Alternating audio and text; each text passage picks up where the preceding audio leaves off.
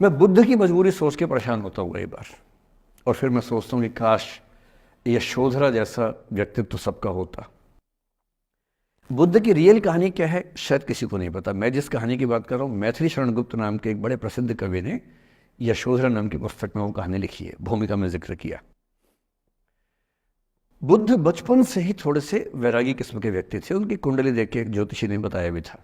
माता पिता बहुत परेशान थे, शुद्धोदन उनके पिता का नाम था।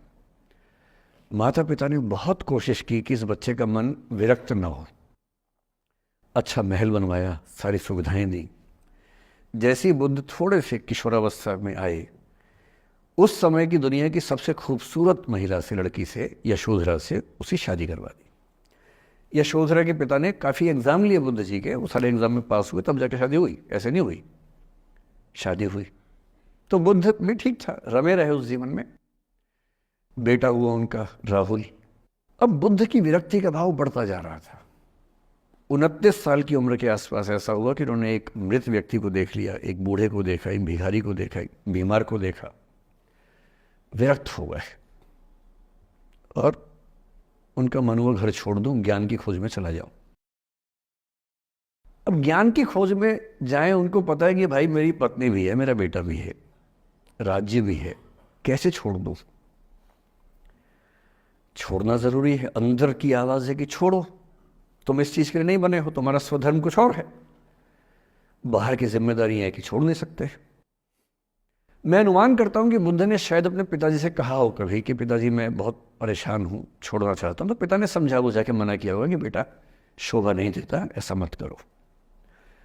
हो सकता है पत्नी से भी बात की हो, पत्नी ने भी कहा हो कि ये क्या बात हुई, हम सबका जीवन तुम पे टिका है, बच्चा अभी बिस्तर से भी नहीं उतरा है, अभी तो चलना भी नहीं शुरू किया है, तुम ऐसी बात कर रहे हो। इसका जिक्र नहीं मिलता इतिहास में कि ये बात हुई कि नहीं हुई। और एक दिन बुद्ध ने तय किया और वो आधी रात को पत्नी और बेटे को सोता हुआ छोड़ के चले गए। इसको बौद्ध परंपरा में महाभिनिष्क्रमण कहते हैं, बुद्ध का अपने घर से निकल जाना। अब बुद्ध चले गए, लेकिन मैथिली शरण गुप्त यशोधरा के पर्सपेक्टिव से बुद्ध को देख रहे हैं।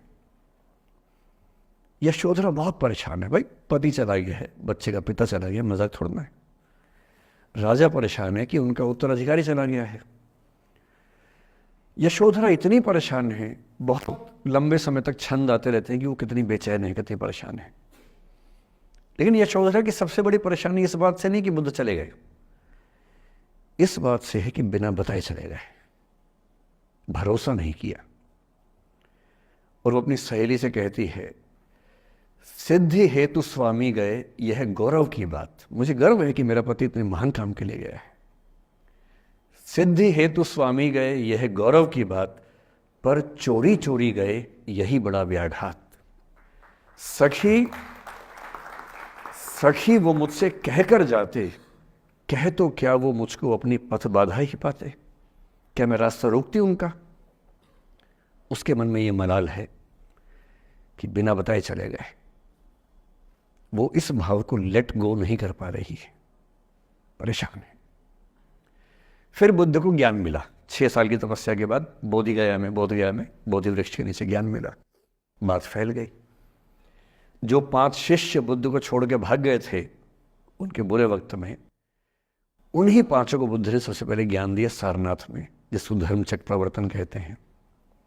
बुद्ध की ख्याति बढ़ने लगी। शुद्धोदन ने बुद्ध के पास, अपने बेटे के पास कई लोगों को भेजा ये कहने के लिए कि भाई यहां भी तो आओ, हमसे भी तो मिलो। बुद्ध का ऐसा प्रताप था कि जो उनके पास जाता वो बुद्धम शरणम गच्छामि हो जाता, वापस ही नहीं आता। तो फिर शुद्धोदन ने बुद्ध के बचपन के एक दोस्त को ये कह के भेजा, भैया मैं जानता हूं तुम वापस नहीं आओगे, पर प्रभावित होने से पहले बोल देना कि पापा याद कर रहे थे। तो वो गया, उससे वायदा निभाया, हो तो गया, बुद्ध के संग में दीक्षित हो गया, पर वायदा निभा दिया। तो बुद्ध ने कहा जरूर जाऊंगा, पिताजी की आज्ञा है तो जाऊंगा ही जाऊंगा। बुद्ध पहुंचे अपने कपिल वस्तु, जो अपना इलाका था, वहां पहुंचे। पूरे कपिल वस्तु में, नेपाल सिद्धार्थ नगर से नेपाल जाएंगे तो नेपाल बॉर्डर पे ही कपिल वस्तु है। मैं देखने गया था वो जगह जहां बुद्ध पैदा हुए थे, बड़ा सुंदर स्थान है, आप भी जाकर देखें कभी। तो बुद्ध पहुंचे रात को, एक धर्मशाला में रुके। अब वहाँ हल्ला मच गया कि राजा का बेटा धर्मशाला में। बुद्ध ने कहा, भाई मैं देखो राजा का बेटा बन के नहीं आया हूँ, मैं बुद्ध बन के आया हूँ। सुबह उठ के भिक्षा मांगने लग गए उस इलाके में, अपने ही पिता के राज्य में। पिता ने सिर पीट लिया कि भाई क्या कर रहे हैं। फिर बुद्ध ने सूचना भिजवाई कि मैं बुद्ध हूँ, बेटा हूँ संयोग से, ठीक है मैं आ रहा हूँ मिलने के लिए, पर मैं बुद्ध होके आया हूँ, मेरी चर्या है, नियम है, मैं भिक्षा से ही जीवन जीता हूँ अपना। ठीक है, पिताजी ने कहा चल कोई बात नहीं। फिर बुद्ध गए पिता से मिलने, पिता से मिले, सबसे मिले भरी सभा में, लेकिन यशोधरा नहीं आई मिलने के लिए, लेट गो नहीं कर पा रहे थे। उसके मन में दर्द था, छुप के क्यों गया, बता के जाता।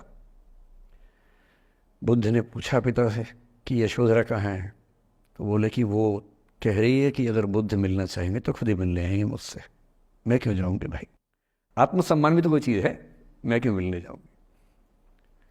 तो बुद्ध मिलने गए। सोचिए कमरे में यशोधरा बैठी है, राहुल साथ में है। अब राहुल थोड़ा सा बड़ा हो गया है, 6-7 साल का है। बुद्ध गए हैं। अब आपके मन में आ रहा है कि बुद्ध वहाँ जाके बोलेंगे सॉरी मैंने गलत किया, I hurt you, I really feel sorry. बुद्ध है वो बुद्ध, वहाँ जाके क्या बोल रहे पता है, भिक्षाम देहि, भिक्षा दो। और यशोधरा कितनी महान महिला रही होगी, उसने अपने बेटे का हाथ बाप के हाथ में दे दिया। लेट गो का इससे महान उदाहरण दुनिया के इतिहास में नहीं है कि चलो आखिर तुमने आके झुक के कुछ मांगा तो सही। उसकी जितनी ईगो थी, अहंकार था, सब विगलित हो गया। और जो औरत परेशान थी कि मुझसे बिना बताए गया, उसने अपने बेटे को दे दिया कि इसको लेके जाओ, क्योंकि वो जानती हो कि तुम महान काम कर रहे हो, और तुम महान काम कर रहे हो तो मैं क्यों बीच में आऊंगी भाई, मेरा पति महान काम कर रहा है तो मुझे खुशी होनी चाहिए, और तुम्हारी उस खुशी में मैं क्यों पीछे हटूं, बस मुझे भरोसे में लेके जाते तो और खुश होती। ऐसी दूसरी कहानी राधा जी की है। अगर आप ऐसे ही अपने जीवन को सुधारना चाहते हैं और बेहतर इंसान बनना चाहते हैं तो चैनल को सब्सक्राइब करें। अगली कहानी राधा कृष्ण की है, उसकी लिंक आपको डिस्क्रिप्शन में मिल जाएगी। Don't forget to subscribe.